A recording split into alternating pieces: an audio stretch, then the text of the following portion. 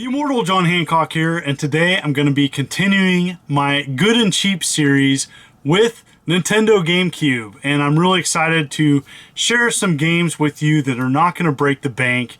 And so I have been collecting a long time, and I know it's always cool to find good deals on good games. And so I have thought of 10 games on the GameCube that are fairly cheap that you can find today in 2020. And so here we go. Here's my list. First up, with all the popularity of Tony Hawk 1 and 2 remastered, I think Tony Hawk 3 on the Nintendo GameCube is amazing. It is one of the best of the series. I think Tony Hawk 3 is where kind of everything kind of gelled together, where the inclusion of the revert as well as better levels, great graphics on the GameCube, and I think it just all comes together into a nice package. I know Tony Hawk 3 is some of people's favorites. You may have your favorite, but I think it's a great affordable option and a great game to go revisit on the GameCube. All right, next up, one of my favorites on the console and the reason why I purchased a GameCube, and that's Rogue Squadron. Rogue Squadron is an amazing fighter-based Star Wars game in which you can control many different ships from the Star Wars universe.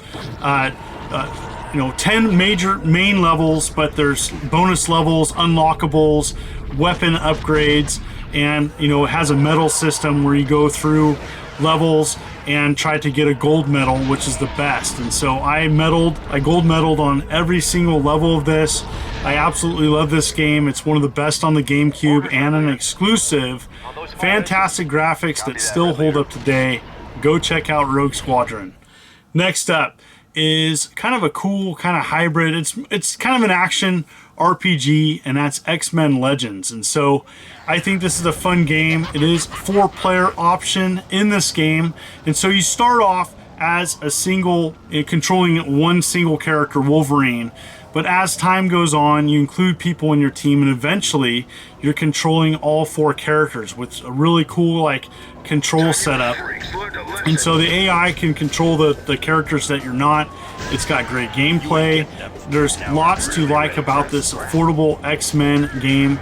And I think it just still is one of the better multi-platform games, and the GameCube version is pretty decent. So definitely check out X-Men Legends if you're a fan of X-Men and you haven't checked it out. It's good. Next up, this one is a movie tie-in that doesn't suck. And so Lord of the Rings Two Towers is a great single-person action kind of brawler, action hack and slash. And so for the longest time, I thought this was a 2-player game. It's not. It's only a single-player game. That's the only downside, the major downside of this game.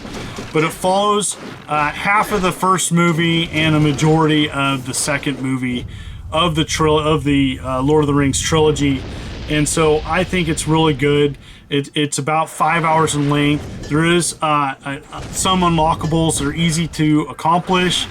I really liked it. It follows the movies pretty closely too. So if you're a fan of the Lord of the Rings, the Two Towers is good. Return of the King, the sequel to this, is 2-player, but Lord of the Rings is really cheap.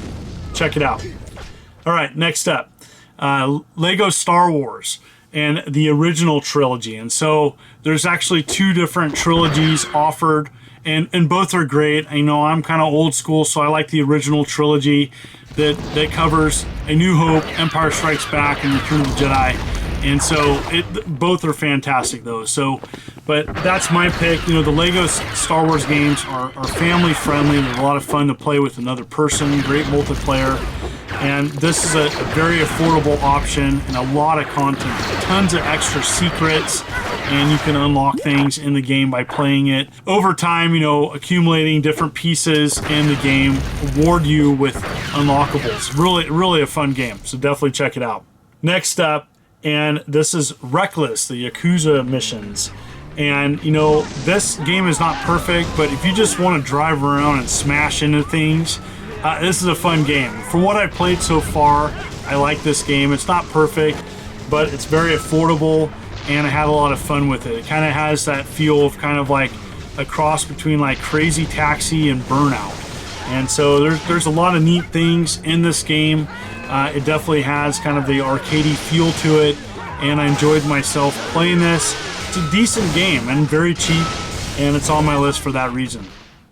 There has been a ton of Need for Speed games, and everybody has their favorite, and they're just fun, arcadey style racing games with a lot of extra content. But Need for Speed Underground is a great place to start. Maybe you're not familiar with the franchise, but maybe you've played a ton and would agree that Need for Speed Underground is one of the better titles. Great soundtrack, great options. You can just race, customization. There's a lot of neat things in here, and the graphics are still pretty decent.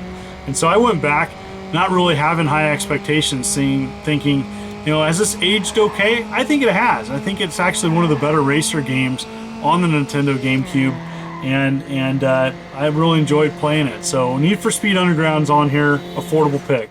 Next up is Sonic Mega Collection. So it's a collection of classic Sonic games from the Sega Genesis. Sega did make a Sonic Mega Collection Plus and on other platforms that offered some Game Gear games, but Sonic Mega Collection, and it does include a couple bonus games that aren't Sonic games, and so some classic Sega love here. And if you're a fan of the original Sonic games, you can't go wrong with this. Looks and plays great.